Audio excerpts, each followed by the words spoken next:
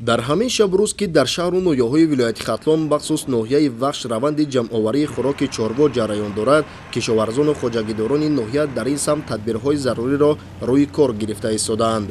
طبق اطلاع مسئولین دورنمای ذخیره خوراک چاروا در ناحیه بیش از 40,000 تن را در بر گرفته تا این جانب 32,000 تن خوراک درشت چاروا جمع آوری و ذخیره کردند که قسم زیادی اجرایش نقشه را تشکیل می‌دهد. طور مشاهده کرده شد که کشاورزان و خواجه‌گیداران ناحیه با استفاده از راه و اصول‌های منفعت بخش کار خواجه‌گیداری و امکانات موجوده همزمان به کار بردن تکنیک‌های معاصر ساحه به جمع آوری و ذخیره خوراک چاروا از جمله بیده، تربیده و کاه گندم مشغول بوده، مقصد دارند هر چیز زودتر از اجرای دورنمای معین گردیده بر زیاد برآیند.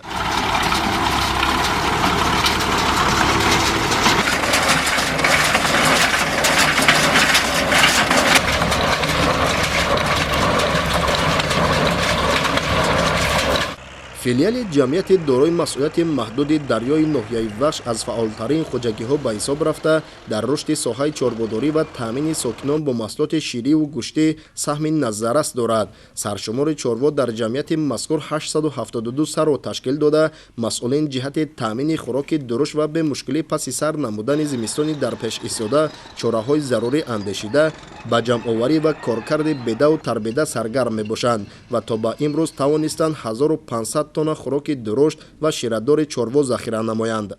ما در خواجگی زودپروری دریای ناحیه وخش قرار داریم. در اینجا رفت دروی یونچقه دروی چهارم ادامه دارد. در این خواجگی اساساً حیوان کلان شاخداری ذات شوید زیبومانند پرورش کرده می شود. همه ساله ذخیره خوراک چاروا در این خواجگی بسنده است.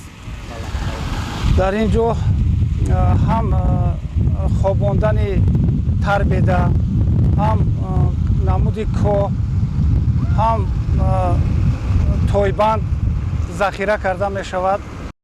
طور متخصصان ساحه ابراز داشتند یکی از عامل‌های اساسی زیاد نمودن سرشمار چاروا و بلند برداشتن محصولناکی آن این ذخیره کافی خوراک‌های گوناگون غذاناک محسوب می‌گردد.